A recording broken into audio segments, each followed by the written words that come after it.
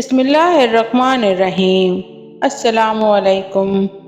آج کے اس ویڈیو میں ہم بات کریں گے یہودیوں کے بارے میں کہ یہودی کون ہیں، وہ مسلمانوں سے کیا چاہتے ہیں اور ان کا مقصد کیا ہے اور ان کی شروعات کیسے ہوئی، یہ کون سی پرانی نشانیوں کو ڈھونڈتے رہتے ہیں۔ ان سارے سوالوں کے جواب ہم اس ویڈیو میں دیں گے، اس لیے آپ سے گزارش ہے کہ آپ ویڈیو کو آخر تک ضرور دیکھیے گا۔ ناظرین، یہودی ایک ایسی بری قوم رہی ہے جنہوں نے ہزاروں سال اپنی زندگی اللہ تعالیٰ کی نافرمانی میں گزار دی۔ حضرت یعقوب علیہ السلام کے 12 بیٹے تھے، ان میں بڑے بیٹے کا نام یہودا تھا۔ حضرت یعقوب علیہ السلام اللہ کے نبی ہیں، ان کا نام عبرانی زبان میں اسرائیل ہے، ان کے بیٹوں کو بنی اسرائیل کہتے ہیں۔ حضرت یعقوب کے بیٹے کا نام یہودا تھا، اس نام سے جو بھی بنی اسرائیل سے ہوتا اسے یہودی کہا جانے لگا۔ یہودی ایک قوم کا نام ہو گیا جس کو جیوز بھی کہتے ہیں۔ یہ دنیا کی بڑی ہی فسادی قوم ہے، ان لوگوں نے نبیوں کا قتل بھی کیا۔ یہ لوگ حق بات کبھی نہیں مانتے تھے، یہ لوگ حضرت زکریا کے قاتل ہیں، حضرت یحییٰ علیہ السلام کے قاتل ہیں، اور حضرت عیسیٰ علیہ السلام کو بھی سولی پر چڑھانے کے سارے انتظام ان لوگوں نے کیے۔ لیکن ہمارا عقیدہ یہ ہے کہ حضرت عیسیٰ علیہ السلام کو اللہ تعالیٰ نے زندہ آسمانوں پر اٹھا لیا تھا۔ یہ یہودی قوم بہت پرانی ہے، حضرت یعقوب علیہ السلام سے چلتی آ رہی ہے۔ حضرت یعقوب علیہ السلام کے زمانے سے بنی اسرائیل نام سے ان لوگوں کی شروعات ہوئی، اور اس یہودی قوم کی ہمیشہ سے جھگڑا فساد کرنے کی عادت رہی ہے، اور اللہ نے اس قوم پر بہت بڑی لعنت کی ہے، اور بنی اسرائیل کے دھوکے بازی کی پوری کہانی قرآن مجید میں بیان فرمائی ہے، جس کے بعد اس قوم کو حکومت کے درجے سے ہٹا دیا گیا اور پھر مسلمانوں کو حکومت سونپ دی گئی۔ دنیا بھر کی قوموں میں یہودی قوم ایک ایسی قوم ہے جس کو اللہ تعالیٰ نے ناپسند فرمایا ہے اور مجرم قرار دیا ہے۔ اللہ کی کتاب قرآن پاک کو پڑھنے پر ان یہودیوں کے ظلم و ستم سامنے آ جاتے ہیں۔ یہ قوم ہمیشہ وعدے کے خلاف کام کرتی تھی، آخر کار 2 پہاڑوں کو اٹھا کر ان کے سروں پہ لٹکایا گیا، لیکن اس کے باوجود بھی ان کے وعدے توڑنے کا سلسلہ چلتا رہا۔ یہ لوگ دوسروں کو نیکی کی صلاح دیتے تھے لیکن خود نہیں کرتے تھے۔ ان کو فرعونوں کے ظلم سے بچانے اور سمندر سے راستہ دیے جانے کے باوجود بھی یہ لوگ اللہ تعالیٰ کی نافرمانی کرتے تھے، اور جب حضرت موسیٰ علیہ السلام کوہ طور پر اللہ سے کلام کرتے تو اس دوران یہودی قوم کے لوگ بچڑے کی پوجا کرنے لگ جاتے تھے۔ ان کی اس حرکت کو دیکھ کر اللہ پاک نے حضرت موسیٰ علیہ السلام کو حکم دیا کہ گائے کو ذبح کر دو، تو یہ سن کر یہودی حیران ہو گئے اور انہوں نے حضرت موسیٰ علیہ السلام کو کہا، آپ جائیے اور اللہ تعالیٰ کا صحیح حکم لے کر آئیے۔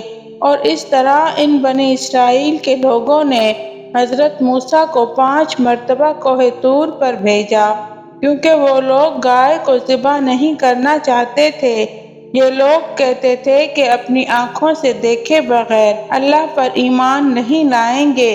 ناظرین، جب اللہ پاک نے انہیں بغیر محنت کے آسمان سے کھانا بھجوانا شروع کیا تو ان لوگوں نے ضد کر کے اس کو بھی بند کروا دیا، اور انہوں نے حضرت موسیٰ سے کہا کہ ان کے لیے کھانے جیسا کہ اناج سبزیاں زمین پر ہی اگا دیا جائے، جبکہ ریگستان کی کڑک دھوپ سے بچنے کے لیے اللہ تعالیٰ کی طرف سے ان پر بادلوں کا سایہ بھی کیا جاتا تھا۔ اتنا سب کچھ ملنے کے باوجود بھی یہ لوگ اللہ تعالیٰ کے سامنے نہیں جھکتے تھے۔ اللہ پاک نے بستی میں داخل ہوتے وقت انہیں معافی مانگنے کا حکم دیا۔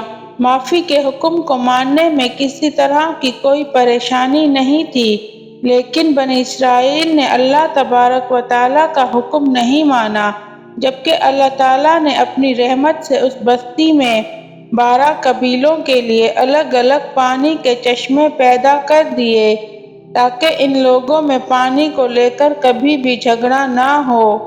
مگر اس احسان کے باوجود وہ لوگ اللہ کے سارے نبیوں کی برائی کرتے، آسمان سے بھیجے گئے پیغمبروں کو قتل کرنے اور انہیں سولی پر لٹکانے سے بھی باز نہ آتے۔ یہ لوگ کہتے تھے کہ پیغمبر صرف بنی اسرائیل کے لوگوں میں سے ہی ہو سکتا ہے، اس لیے وہ حضرت اسماعیل علیہ السلام کی نسل میں سے آخری پیغمبر حضرت محمد مصطفیٰ صلی اللہ علیہ وآلہ وسلم پر ایمان نہیں لائے، اور یہ حضرت جبرائیل کو اپنا دشمن مانتے تھے کیونکہ حضرت جبرائیل علیہ السلام ان کے منصوبوں کی خبر وحی کے ذریعے نبیوں تک پہنچاتے تھے، اور بڑے دعوے کے ساتھ اس قوم کے لوگ کہتے تھے کہ یہ اللہ کے چہیتے ہیں اور جہنم کی آگ ان کو کبھی نہیں چھوئے گی۔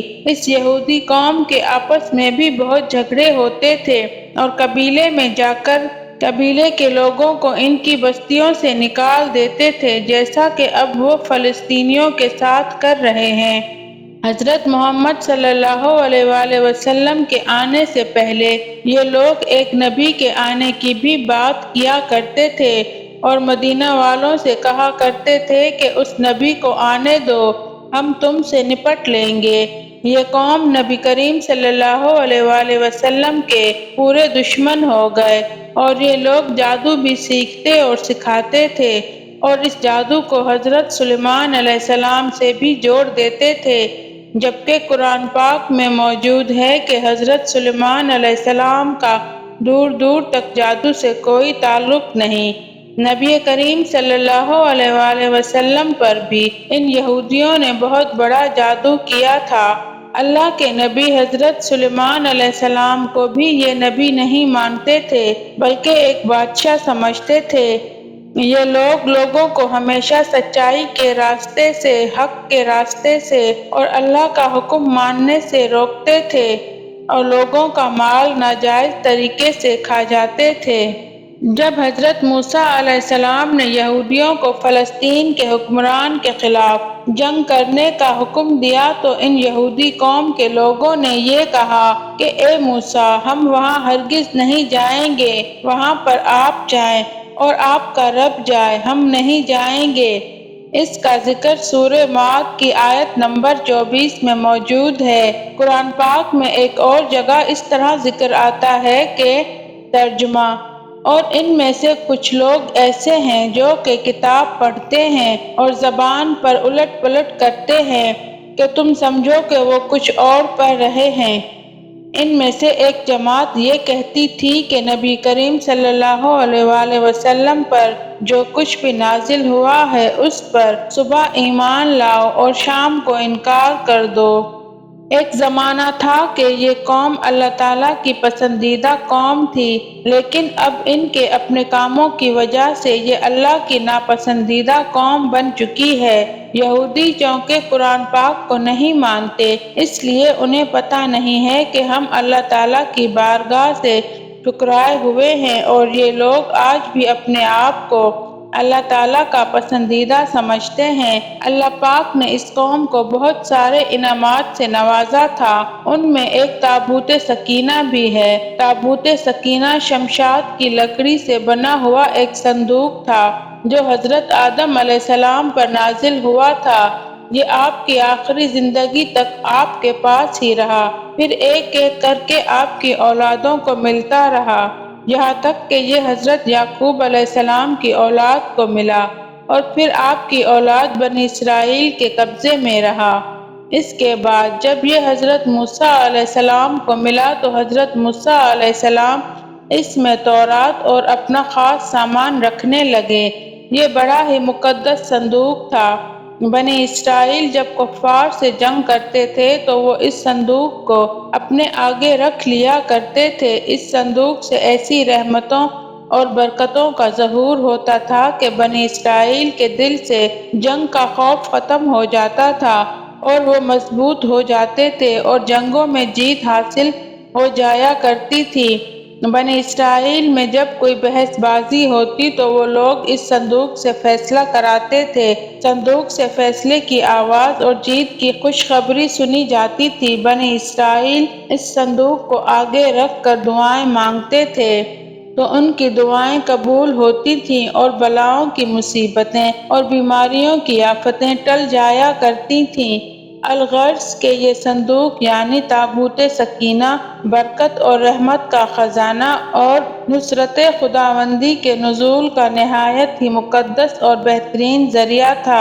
مگر جب بنی اسرائیل طرح طرح کے گناہوں میں ڈوب گئے اور ان لوگوں میں نافرمانی اور جھگڑے فساد کا دورہ ہو گیا تو ان کی منحوسی کی وجہ سے ان پر اللہ کا یہ غضب نازل ہو گیا کہ قوم عمالقہ کفار نے ایک لشکر جرار کے ساتھ ان لوگوں پر حملہ کر دیا۔